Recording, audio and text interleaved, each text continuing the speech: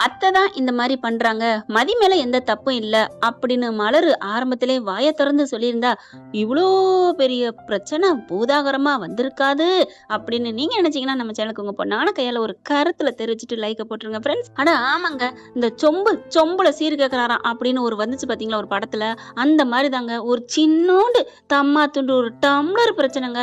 Tumbler பிரச்சனையை ஒரு உலக அளவுக்கு வேர்ல்டு லெவலுக்கு கொண்டு வருது. அம்மாடியோ லட்சுமி தாயே நீ வேற லெவல் தாண்டியோ.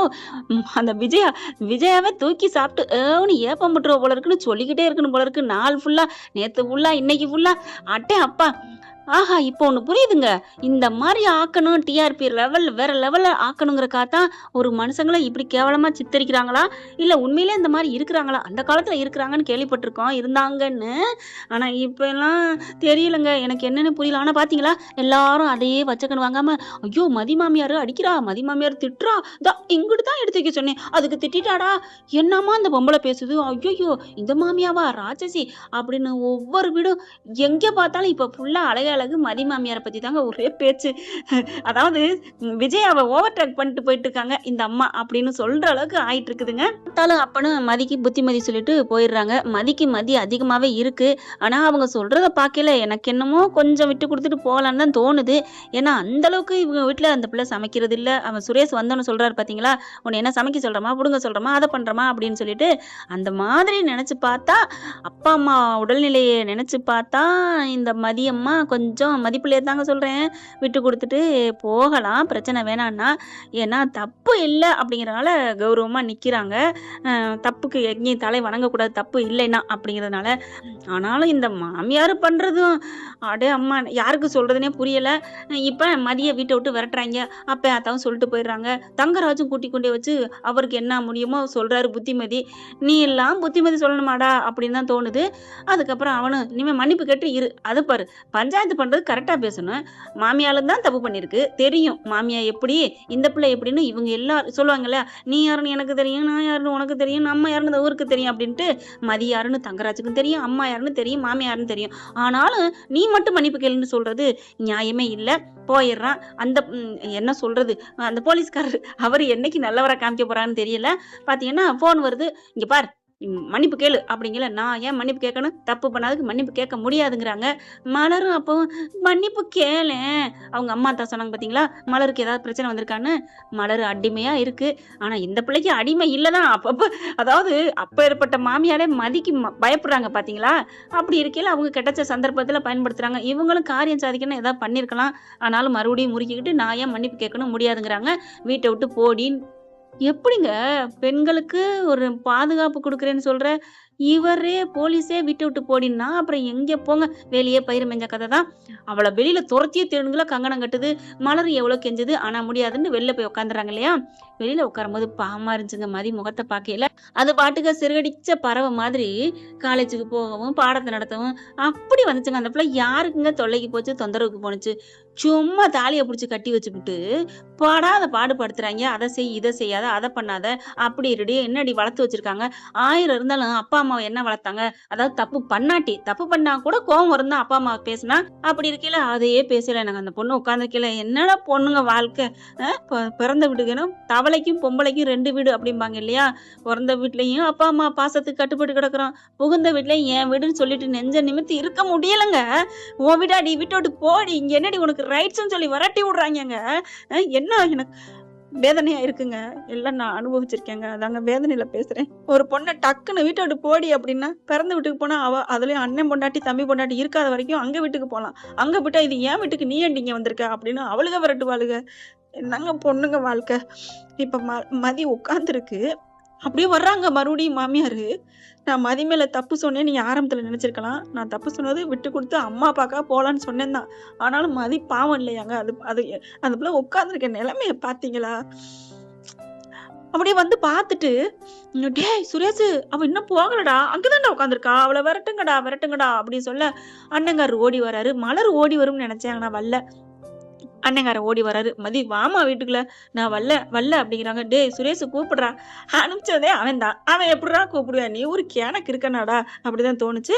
அதுக்கப்புறம் பாக்கியராஜ் அவன் ஒரு புள்ள பூச்சி சம்பாரிச்சு வீடே அவன் சோத்துல தான் சாப்பிட்டுட்டு இருக்கு. ஒத்தரவை கொடுத்தா கூவி கூவி ஓங்கி ஓங்கி அடிக்கிறாங்க. ஏன் காசுன்னு இவன் பூரா காசையும் கொடுத்துப்புட்டு பம்மிக்கு எடுத்துடுறான். அதே மாதிரிதான் மலர் வீட்டு ஒட்டுமொத்த வேலையும் பார்த்துட்டு அடங்கி போயிருக்கு. அதுக்கப்புறம் எல்லாம் வெளில வராங்க. என்ன இங்க உட்காந்துட்டு இருக்க, மரியாதை உங்க வீட்டுக்கு போ அப்படிங்கிறான். மாமனாரா அம்மா 10 பொம்பளைய தோத்துச்சுங்க. இந்த நாடகத்தை நான் பார்த்ததுல அந்த கேரக்டரை பொறுத்த வரைக்கும் அவன் ஒத்தாலும் சரி 10 புரணி பேசுற பொம்பளையும் சரிங்க. நான் சொல்றது சரியா தப்பான்னு கமெண்ட்ல கருத்தை சொல்லிருங்க ஃப்ரெண்ட்ஸ். வெளில போன்னு சொல்லிட்டு திண்ணையில கூட உட்கார விடல. நான் பாட்டுக்கு இங்க தானே உட்காந்துருக்கேன். ஏன் இங்க உட்காந்துருக்க, போ உங்க வீட்டுக்கு போனா உங்க அப்பா தக்காளியை ஊத்துவாங்கல்ல, அதுக்கு பயந்து இங்க உட்காந்துருக்கியா அப்படின்னு சொல்ல, இங்க பாருங்க வீட்டை விட்டு போன்னு சொல்லிட்டீங்க, நான் போயிட்டேன் அப்படிங்கல. மலர் இருந்துட்டு மதி மன்னிப்பு கேளு அக்கா, நீங்க போங்க அப்படிங்கிறாங்க. ஏன் வீடு தாண்டி இந்த திண்ணையும், இங்கேண்டி உட்காந்துருக்க, ஓ அப்ப இந்த திண்ணையிலே உட்காரக்கூடாதுங்களா, ஓகே அப்படின்னு சொல்லிட்டு என்ன பண்ணுது, ரோட்ல போய் உட்காந்துருது. நம்ம பொண்ணுதான், நம்ம மதிதான் புதுமை பெண்ணாச்சேங்க, பாரதி கண்ட புதுமை பெண். போயிட்டு உட்கார, இங்கேண்டி உட்கார, என்ன இங்கே உட்கார, இதுவும் உங்க ரோடா, இதுவும் உங்களுக்கு எழுதியிருக்கா அப்படிங்கல. அண்ணி இவளை எந்திச்சு போ சொல்லுங்க. என்ன சுரேஷ் வீட்டுக்குள்ள வான்னு சொல்லு, நான் இழுத்துட்டு வரேன். இவன் இருக்கக்கூடாது, கிளம்புடி அப்படின்னு சொல்லிட்டு கையை பிடிச்சி தள்ளுறாங்க. வீட்டுக்கு போடி, உன் வீட்டுக்கு போடின்னு. இங்க பாருங்க அவ்வளவுதான் மரியாதை, உங்க திண்ணையிலோட உட்காரக்கூடாதுன்னு சொல்லிட்டு நான் உட்காரல, இங்க உட்காந்துருக்கேன் அப்படிங்கல. அக்கம் பக்கம் எப்படியும் வரத்தானே செய்வாங்க. தெருச்சண்டை கண்ணுக்கு குளிர்ச்சின்னு சொல்லுவாங்க. எல்லாரும் வந்துடுறாங்க. அதுலயும் இது சாதாரண பிரச்சனை இல்ல, மாமியார் மருமக குடும்பம்னா சும்மா வருக்கு விடுவாங்களா என்ன? என்னம்மா லட்சுமி என்ன பிரச்சனை, வந்துட்டீங்களா? இவ எவ்வளவு பெரிய ராட்சசி, இவளை கொண்டாந்து என் தள்ள கட்டி வச்சுட்டாங்க, அட்டங்காம இருக்கிறா, என்ன வளர்த்தது சரியில்லைங்கிறா, அதான் வீட்டுக்கு போடின்னு சொன்னேன், போக மாட்டேன்னு உட்காந்துருக்கா, நாங்க ஒன்னும் சொல்லல அப்படிங்கல. ஏமா சின்ன பிரச்சனைக்கெல்லாம் என்ன அப்படிங்கல, எதையா சின்ன பிரச்சனை அப்படிங்கல, என்னதாம்மா பிரச்சனை? மலர் பாவம் அப்படி இன்னும் சொல்ல முடியாம தவிக்குது. மதியம் அதே மாதிரி உட்காந்துட்டு இருக்கு, பேசாம எனக்கு உட்காந்துருது. ஆளுங்க ஒவ்வொருத்தவங்களா கூட ஆரம்பிக்கிறாங்க. ஐயோ எல்லாரும் கூடுறாங்களே. சுரேஷுக்கு அங்கே போன் மேல போன் வந்துகிட்டே இருக்கு. ஐயோ நான் இப்ப இங்க இந்த பிரச்சனையை தீர்ப்பனா, அங்கே போவனா, வேலையை பாப்பனா, மரியாதை உங்க வீட்டுக்கு போற வழிய பாரு அப்படின்னு சொல்ல, இங்க பார் கையை நட்டி பேசுறவெல்லாம் வச்சுக்காத அப்படின்னு சொல்ல அங்க இருக்கவங்க எல்லாம் பாக்குறாங்க.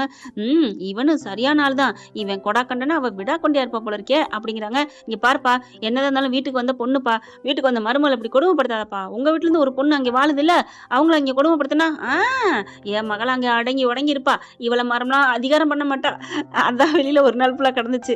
என்னதுக்கு தாண்டி நல்ல தங்கம் பெத்த ரேவதி புள்ள வெளியில கிடக்குது, பெத்தவங்க பண்றது பிள்ளைக்கு சேருது. இப்ப பார்த்தா எல்லாம் கூடிடுறாங்க, போமான்னு எல்லாரும் சொல்லிட்டு இருக்காங்க, முடியாது அப்படின்னு சொல்லிட்டு இருக்காங்க. இங்க பார்த்தா எல்லாரும் வீடியோ எடுக்க ஆரம்பிச்சிடுறாங்க. வேகமா கையை பிடிச்சி போறியா என்னடி அப்படின்னு சொல்லிட்டு இருக்காங்க. ரொம்ப கேவலமா வந்து பேச ஆரம்பிக்குது. ஏமா லட்சுமிமா இப்பவே இந்த பேச்சு பேசுற, என்ன நினைச்சிட்டு இருக்க அப்படிங்கல. இந்த மூத்த மருமக இருக்காளே, நல்ல வகை, நல்ல தங்கம் பத்த மருமக, அப்படி பாக்குது மலரு. இந்த தங்கம் பத்த மருமக அம்மாவை தான் தாளிக்கிறீங்களோ அப்படின்னு மனசுல நினைக்குது. இவெல்லாம் இருக்கிறாளே, இவளை நான் ஏதாவது சொன்னேன்னா, ஆனா அவ அடங்க அப்படிங்க தெரியாதனமா கட்டிட்டான் அப்படிங்கிறாங்க. அதுக்கடையில பாத்தீங்கன்னா என்னதான் பிரச்சனை, ஒன்னும் இல்ல, இந்த டம்ளரை எடுத்துக்கொண்டே வச்சான்னு தான் சொன்னேன் அப்படின்னு இந்த அம்மா கொடுக்கறத பேட்டியா எடுக்கிற மாதிரி எடுத்து ஃபுல்லா விட்டுறாங்க. இணையதளத்துல எல்லாம் பரவிக்கிட்டே இருக்குது. கரெக்டா பாத்தீங்கன்னா, அவன் அப்பா அத்தாக்கு போனை போடுறா அப்படின்னு சொல்லிட்டு இருக்காங்க. இங்க பாரு நீ கிளம்பு அப்படின்னு சொல்லிட்டு உங்க மாமனார் வந்து கிளம்ப சொல்றாரு. நான் கிளம்ப முடியாது அப்படிங்கிறாங்களா. இங்க அவங்க பாக்குது, அந்த பொண்ணு தங்கச்சி வந்து செல்லுல பாத்துருதுங்க, மதியோட தங்கச்சி. செல்ல பார்த்தோன்னா ஐயோ என்ன இப்படி நடந்துட்டு இருக்கே, அப்பா அம்மா பார்த்தா என்ன ஆகுறது அப்படின்னு சொல்லிட்டு டக்குன்னு கால் பண்ணுதுங்க. அவங்க தங்கச்சி எல்லாரும் வந்துடுறாங்கல்ல, அதாவது சுரேஷோட தங்கச்சி, அவங்க ஃப்ரெண்ட் ஆயிட்டாங்கல்ல அவங்க வீட்டுக்கு போனதுல, அதனால கால் பண்ணி கேட்க, ஆமாப்பா இந்த மாதிரி நடந்துட்டு இருக்கு அப்படிங்கல. ஆனா அண்ணி மேல எந்த தப்புமே இல்லை, எங்க அம்மா தான் எல்லாம் பண்ணிட்டு இருக்கு, இது புரியாம பாவம் அண்ணி அப்படின்னு சொல்லிட்டு இருக்கல. சரி இரு, ஆனா அவங்க அப்பா அம்மாவுக்கு போன் பண்ண போறாங்க எங்க அம்மா, சீக்கிரம் சுவிட்ச் ஆஃப் பண்ணுவி அப்படின்னு சொல்ல, சரி அப்படின்னு ஓடி போயிட்டு அவங்க அப்பா அம்மா போனை சுவிட்ச் ஆஃப் பண்ணி வச்சிருது. இங்க சுரேஷும் அவங்க ஆத்தால என்ன பண்றாங்க, அவளுக்கு போனை போடு, அவங்க அப்பா ஆத்தாவுக்கு போனை போடு அப்படின்னு அவங்க மாமனார் வேகமா போனை போட்டா சுவிட்ச் ஆஃப் செய்யப்பட்டுள்ளது, த கரண்ட்லி பிசி அப்படிங்கிற மாதிரியே வந்துட்டு இருக்கு. என்னது பிசின்னு வருது, சுவிட்ச் ஆஃப்னு வருது, நாட் ரீச்சபிள்னு வருது, போன் எல்லாம் இப்ப என்ன பொய் தான் சொல்லுது அப்படின்ட்டு இப்ப என்ன பண்றது, போன் அடிச்சாச்சே, அவ வீட்டுல தங்கச்சி ஒருத்தி வாழ, தொங்கச்சி, அவளுக்கு அடி, அவ நம்பர் தெரியாதே. உடனே உனக்கு அவ நம்பர் எதுவும் தெரியுமா, தெரியாது அப்படின்னு சொல்லி திரும்ப, நீ இருந்தாலும் கொடுக்க மாட்டியே, அம்மா சத்தியமா இல்லம்மா, ஐயோ போன் இப்பதானே பண்ணா, இப்ப என்ன பண்றது அப்படின்னு சொல்லிட்டு இருக்கல, குடுறி போனை அப்படின்னு வேகமா வாங்கி பார்க்க, அது உண்மையிலே ஆண்டவன் சுவிட்ச் ஆஃப் ஆயிருதுங்க, சார்ஜ் போயிருது. பாக்குறாங்க, சார்ஜ் போட்டு வைக்க மாட்டியாடி அப்படின்னு கொடுக்க, அப்பா கடவுளே முருகா நீ இருக்கப்பா அப்படின்னு சொல்லிட்டு போனை வாங்கிட்டு போகுது. அடுத்து ஒவ்வொரு இந்த மாதிரி எல்லா பிரச்சனை நடந்துட்டே இருக்குங்க. இங்க கமிஷனர் அவங்க வீட்ல எல்லார் வீட்லயும் இப்ப இணையதளத்தை பாக்குறாங்க இல்லையா, உற்று நோக்குறாங்க. இப்பெல்லாம் தும்முனா கூட எல்லா பக்கட்டும் வெளில வரும். ஆனா பாலியல் தொல்லை தான் நடக்கிறது, வெளியில வந்துருது. ஆனா நடக்கிறதுக்கு முன்னாடி பாதுகாக்க முடியல. இப்ப அவர் பாக்குறாரு, என்ன இது அப்படின்னு சொல்லி பார்க்க அப்படி தூக்கி வாரி போடுது. இது நம்ம மதி பொண்ணாச்சே அப்படிங்கிற அவங்க வீட்டுல இருக்கவங்க, ஆமா என்ன இவ்வளவு கொடுமை நடந்துட்டு இருக்கு நாட்டுல பப்ளிக்கா, அது எல்லாரும் போட்டோ வீடியோ தான் எடுக்கிறாங்களே ஒளிஞ்சு யாரும் தீர்ப்பு சொல்ல மாட்டேங்கிறாங்க. அந்த அம்மா கத்திக்கிட்டு இருக்குதுங்க, என் பேரை கெடுக்கிறியாடி, என் ஊரை கெடுக்கிறியாடியோ அப்படி இப்படின்னு பேச, பொரியா நடி விட்டு விட்டு பொரியா நடின்னு கத்திட்டு இருக்காங்க. கமிஷனர் என்ன பண்றாரு, சாப்பிட்ட சோத்தை அப்படியே வச்சுட்டு எந்திரிக்கிறாரு. ஏங்க என்ன எந்திரிக்கிறீங்க, அப்பா என்னப்பா, இரு இரு அப்படின்னு சொல்லிட்டு, இங்க பாரு என்ன ஏங்க எந்திரிக்கிற, நம்ம வீட்லயும் பொண்ணு இருக்கு, இப்படிதான் கொடுமைப்படுத்துவாங்களா. டக்குன்னு வண்டி எடுக்கிறாங்க, டிரைவரை கூட்டிட்டு வேகமா அந்த பொண்ணு இறங்கி வந்து, அந்த பொண்ணு பொண்டாட்டி எல்லாருமே வராங்க காருக்குள்ள. இங்க வராங்க, பார்த்தா கமிஷனர் ஜீப்பு வந்தாலே எப்படி இருக்கும், வீ வீ வீன்னு எல்லாரும் அதிர்ந்து போய் அதிர்ச்சியா பார்க்க, சுரேஷுக்கு ஐயோ போச்சு, என் வேலைக்கு 2வது வாட்டி ஓலை வச்சுட்டீங்களே அப்படிங்கல. என்னடா சொல்ற, நான் வச்சுட்டேன்னா, ஆமா டே உன் பொண்டாட்டி தானே வச்சா. ஐயோ பொண்டாட்டி எங்க வச்சா, அவ டம்ளரை வைக்கலைங்கிறக்கான் நீங்க வச்ச வேணாதான், பேசாம இருக்க மாட்டீங்களாமா, ஏமா நீங்க போய் எடுத்து போட மாட்டீங்களா. மலர் உடனே, சுரேஷ் நான் எடுத்து போறேன்னு தான் சொன்னேன், அத்தை தான், நீ போடக்கூடாது அவதான் போடணும்னு சொல்லிட்டு பிரச்சனை உண்டு பண்ணதே அம்மா தான், அத்தை தான். ஏன் நீ இதை நீங்க அப்பவே சொல்லிக்கலாம்ல, மதி மேல தப்பு இல்ல, இவங்க தான் அம்மா தான் பண்ணாங்கன்னு, நீ என்னமோ அம்மா சொன்னது பேசாம இருந்தீங்க. இல்ல நான் பேசினா அத்தை திட்டுவாங்கன்னு தான். ஏய் என்னடி அப்படின்னு சொல்ல, இல்லத்த சுரேஷ் கேட்கல, நான் யதார்த்தமா சொன்னேன், இது வரைக்கும் நான் சொன்னேன்னா என்னடி சொன்னான்ட்டு எல்லாத்தையும் சொல்ல போல இருக்கு. நீங்க நெஞ்சல் வழியெல்லாம் இல்ல, நீங்க பொய் தான் சொல்றீங்க, அவங்க நீங்க பிள்ளையெல்லாம் ஆம்பளையெல்லாம் லட்சணமா வளர்க்கல, இதெல்லாம் மதி சொல்லவே இல்லைன்னு நீங்க சொன்னீங்களே, அதெல்லாம் நான் சொல்லவே இல்லையே, நீங்க சொன்னது பூரா பொய்ன்னு நான் சொல்லவே இல்லையா அத்தை, நான் வாய மூடிட்டு தானே இருந்தேன், இப்பதான் சுரேஷ் கேட்டதுனால நான் சொன்னேன், சொல்லலன்னு எல்லாத்தையுமே சொல்லிட்டியே பங்கு அப்படிங்கிற மாதிரி தான் இருக்கு. இதை எல்லாத்தையும் நோட்டை எடுத்துடுறாங்க. கமிஷனர் வந்துடுறாங்க. வந்த கையோட எல்லாரும் ஆடி போறாங்க. என்ன பிரச்சனை அப்படிங்கல, மதி எந்திரிமா என்ன அப்படிங்கல, அழுதுட்டு ஓடி வருது. என்ன நடந்துட்டு இருக்கு சுரேஷ், என்னடா அப்படிங்கல, என்னையா நடந்துட்டு இருக்கு அப்படிங்கிறாங்க. இல்ல சார் அது அப்படிங்கல, ஒன்னும் இல்லைங்க சும்மா சின்ன பிரச்சனை தான். உடனே டக்குன்னு அம்மா கிட்ட கெஞ்சுறாரு, அம்மா சீக்கிரம் மதிய கூட்டிட்டு வீட்டுக்குள்ள போ, ஏதாவது பேசு அப்படிங்கல. ஒன்னும் இல்லைங்க சும்மா சின்ன பிரச்சனை, மதி நீ வீட்டுக்குள்ள வாமா, இங்க பாருங்க சின்ன பிரச்சனை பெரிய பிரச்சனையா, இது பப்ளிக் இஷ்யூ ஆயிடுச்சு, என்ன நினைச்சிட்டீங்க சுரேஷ், உனக்கு வேலை போகுதுப்பா, நீ கிளம்பு. சார் சார் சார் சார் அப்படிலாம் இல்ல சார். உடனே ஆத்தாக்காரியும், சார் நாங்க ஒண்ணுமே பண்ணல சார். நீ ஒண்ணுமே பண்ணலையா. ஆமா சார். மதி சொல்லுமா. இல்ல நீங்க நான் நல்லா எங்க அம்மா அப்பா வளர்க்கலன்னு சொன்னீங்களே, நான் என்னதான் சொல்லணும். மதி அப்படிலாம் இல்ல அப்படி இப்படின்னு மழுப்பிக்கிட்டே இருக்கு. அதுக்கு இடையில பாத்தீங்கன்னா அந்த பொண்ணு என்னதான் மறைச்சாலும் பக்கத்து வீட்டுக்காரங்க கதவை தட்டி, என்னம்மா உன் பொண்ணு வீதியில இருக்கு, செல்லுல வருது அப்படின்னு சொல்ல, என்ன சொல்றீங்க அப்படின்னு தன்னோட மொபைல பார்த்தா 2 சுவிட்ச் ஆஃப். ஏன் சுவிட்ச் ஆஃப்ல இருக்குன்னு சார்ஜை போட்டா அது சார்ஜ் ஃபுல்லா இருக்கு, எப்படி சுவிட்ச் ஆஃப் ஆனிச்சு அப்படின்னு தெரியலையேன்ட்டு வேகமா போன் அடிக்கிறாங்க. அதுக்குள்ள போன் அடிக்க வேணாமா அப்படின்னு எனக்கு எல்லாமே தெரியும் அப்படின்னு மதி தங்கச்சி சொல்ல, ஏன்டி இப்படி மறைச்ச, வாங்க கிளம்புவோம். எல்லாரும் கிளம்புறாங்க. இங்க அவங்க கரெக்டா இங்க கமிஷனர் வர, அவங்க அம்மா அப்பா வர, இங்க எல்லாத்தையும் மன்னிப்பு கேக்குது. மன்னிப்புனா என்ன, என் மருமகளை நான் ஒன்னும் சொல்ல, இனிமே நல்லா வச்சுக்கேன் sir. Sir sir commissioner sir நீங்களா ஏன் சார் வரீங்க, ஏன்னா சுரேஷ் சொல்லிட்டாரு இல்லையா அம்மா கிட்ட, என் வேலை போனுச்சு நான் அந்த வீட்டை விட்டே போயிருவேன், நான் என்ன பண்ணுவேன்னு எனக்கே தெரியாதுன்னு சொல்லிடுறாரு. இங்க கமிஷனர் வண்டியை பார்த்தானே கதி கலங்கிருது, பாத்ரூமுக்கு போகாத அளவுக்கு வயித்தால புடுங்குதுன்னு சொல்லுவாங்க இல்லையா, அந்த மாதிரி இங்க மலர் பார்த்துக்கு சிரிப்பு வருது. வேணுண்டி உனக்கு அப்படிங்கிற மாதிரி, நாங்க என்ன பண்ணணும் சார், இங்க பருமா மதி நாங்க தெரியாம பண்ணிட்டோம் அப்படிங்கல, நீங்க ஒண்ணுமே பண்ணல, நான் ஒண்ணுமே பண்ணல, மதியிட்ட நான் கேளுங்க. மதினால ஒன்னும் சொல்ல முடியல. பாக்கையில பாவமா இருக்கு, மாமியார பாக்கையில இவளுக்கு பாவமே பார்க்க கூடாதுன்னு அதுக்குள்ள அங்க வீடியோ எடுத்தவங்க, இங்க பாருங்க சார் இந்த அம்மா பேசுனது இருக்கு பாருங்க, இந்த அம்மா தான் எல்லாம் பேசிருக்காங்க அப்படின்னு காமிக்க, எல்லாத்தையும் பார்த்தா அந்த அம்மாவே வாக்குமூலம் கொடுத்துருக்கு. இது என்னது, இல்ல சார் அது சுரேஷ் பாக்குறாங்க. என்னையா சுரேஷ் உங்க அம்மா பண்ணி வச்சிருக்காங்க, மாமியார்னா என்ன தலையில 2 கொம்பு இருக்கா, என்ன பண்ணுச்சு, ஏன் அந்த பொண்ணு தான் எடுத்து வைக்கிறோம்னு சொல்லிருக்குல்ல, அதை எடுத்து வச்சுட்டு பிரச்சனை முடிஞ்சிருச்சு, அது ஏன் அப்படி குதர்க்கமாவே உன் புருஷன் வச்சாத நீ தான் எடுக்கணும், ஏயா உனக்கு கை இல்ல நீ கொண்டு எடுத்து வைக்க மாட்டியா, நான் கமிஷனர் தான், நான் என்ன பண்ணுவேன்னு கேளு அப்படிங்கல. அவங்க அம்மா பாக்குறாங்க. ஆமா தம்பி என் புருஷன் டம்ளர் கொண்டு கழுவி கூட வச்சுட்டு போவார் தெரியுமா, அப்படி பண்ணுவார் மாமியார் எங்களுக்காக எவ்வளவு நாள் தோசை ஊத்தி கொடுத்துருக்காரு, வேலை பார்த்து கொடுத்துருக்காரு. ஏன் அப்படிலாம் நினைக்கிறீங்க? ஆம்பளைனா ஒசத்தி, பொம்பளைங்கன்னா மட்டன்னு. பொம்பளை நம்மள பாதி, நம்மள உசுருன்னு நினைக்கணும். அதை விட்டுட்டு ஏம்மா நீனும் ஒரு பொம்பளை தானே அப்படின்னு அந்த கமிஷனர் ஒய்ஃப் சொல்ல, அம்மா மன்னிச்சிருங்கம்மா, இந்த புத்தி கடத்தனமா ஏதோ பண்ணிட்டேன், என்ன மன்னிச்சிருங்களேன்னு ராஜலட்சுமி கடந்து தவிக்குது. ராகவனு ஆமாங்க அப்படின்னு சொல்லிட்டு இருக்கையில அவங்க அப்பா ஆத்தா வர்றாங்க.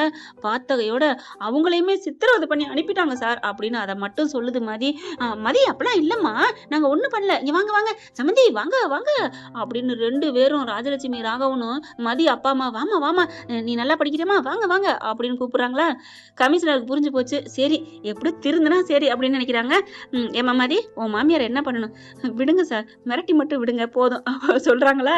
இங்க வந்துடுறாங்க. அவங்க அப்பா அம்மாட்டையும் மன்னிச்சுக்கங்க அப்படின்னு கெஞ்சுறாங்க. அப்படி வாய் விட்டு பாக்குறாங்க. என்ன தலையில தான் நடக்குது எல்லாம் நினைச்சிட்டு இருக்கல. கமிஷனர் பாக்குறாங்க. என்னம்மா மதி, என்ன பண்ணலாம்? சார் அவங்க ஏதோ தெரியாம பண்ணிட்டாங்க, இனிமே அப்படி பண்ண மாட்டாங்க சார், நீங்க எதுவும் பண்ண வேணாம், அவர் வேலைக்கெல்லாம் எதுவும் பண்ண வேணாம் அப்படின்னு சொன்னோன்னே அவங்க அப்பா அம்மாவும் அம்மாடி இப்போது நாங்க சொன்னதை புரிஞ்சுக்கிட்டேடி மதிக்கிட்ட வந்து கெஞ்சுறாங்க. இவங்க மாமியார் நீங்க என்ன சொல்லணும், இனிமேலாம் வேணாம், நீங்க எதுவும் உங்க பிள்ளைய பத்தி கவலைப்படாதீங்க, மதிய நான் தங்கமா பாத்துக்கிறேன்னு நடிக்குது. இனிமே இந்த அப்பா அம்மாவை நீங்க போன் பண்ணி வர சொல்லுவீங்களா? அது வந்து நாங்க கூப்பிட மாட்டோம், சத்தியமா கூப்பிட மாட்டோம். மதி அப்பா அம்மா பார்த்துட்டு நீங்க கவலைப்படாதீங்கம்மா, உங்க பிள்ளைய நாங்க பாத்துக்கிறோம், நீங்க போங்க வீட்டுக்கு போங்க அப்படிங்கிறாங்க. மதி அப்பாவும் அம்மாவும் இப்படி பார்க்க, நீங்க கிளம்புங்கப்பா, ஏப்பா இங்க வந்தீங்க? ஏமா என் பெத்த பொண்ணு, உன்னைய நான் எப்படி செல்லமா வளர்த்தேன் தெரியுமா? ஒரு கை சுண்டு விரல் மேல பட்டிருக்குமா, அவ்வளவு இதா வளர்த்தேன் உன்னைய, நீனும் நல்ல பிள்ளையாத்தான் ஊருக்கே உதவி பண்றங்க எண்ணத்தோட தான் நீ வளர்ந்த. இப்படி ஊருக்கு நடுவுல வீதியில வந்து உட்காந்துருந்தா நாங்க எப்படிமா அங்க இருக்க முடியும்? இதுக்கு நடுவுல உன் தங்கச்சி போனையும் சுவிட்ச் ஆஃப் பண்ணி வச்சுட்டா, எங்களுக்கு எதுவுமே தெரியாம போயிடுச்சு, பக்கத்து வீட்டு அக்கா வந்து சொன்னதுனாலதான் வந்தோம். சுவிட்ச் ஆஃப் பண்ணி வச்சுட்டாளா? மாமியாக்காரி பாக்குது அப்படியே. அதுக்கப்புறம் நல்லா வான் பண்ணி நல்லா திட்டி விட்டு கிளம்புறாங்க. சுரேஷ் என்ன பண்றதுன்னு தெரியல. மதிய பார்த்தா வரவேற்பு கூப்பிடுத்து வாமான்னு மாமியா கூட்டு போகுது. மலருக்கு அப்படியே ஒன்றும் புரியல. பரவாயில்லையே சாதிச்சிட்டாலே மதி அப்படின்னுட்டு நினைச்சிட்டு போறாங்க.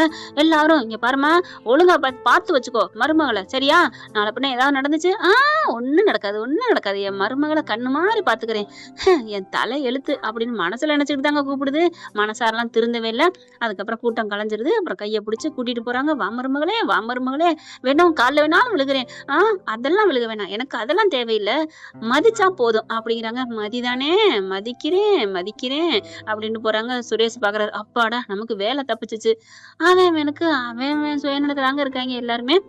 என்ன ஃப்ரெண்ட், மதியோட அந்த போக்கு இப்படி போய் ஜெயிச்சான்னா நல்லா இருக்கும் அப்படின்னு நினைக்கிறவங்க காமெண்ட்ஸ்ல கருத்தை தெரிவிச்சு ஒரு லைக்கை போட்டு சப்ஸ்கிரைப் பண்ணி ஆதரவு கொடுத்துருங்க உங்க பொண்ணான கையால. Thank you friend. இந்த வீடியோ உங்களுக்கு பிடிச்சிருந்தா தயவு செய்து லைக் பண்ணுங்க. இன்னும் அப்டேட்ஸ்க்காக சேனலை சப்ஸ்கிரைப் பண்ண மறக்காதீங்க. நம்ம கிட்ட இருக்க எல்லா சேனல்ஸோட லேட்டஸ்ட் வீடியோ அப்டேட்ஸ்க்காக மேல ரைட் சைடுல காட்டுற லிங்கை கிளிக் பண்ணி வாட்ஸ்அப் குரூப்ல ஜாயின் பண்ணுங்க. உங்களிடம் விடைபெறுவது நான் உங்கள் மெஹர்.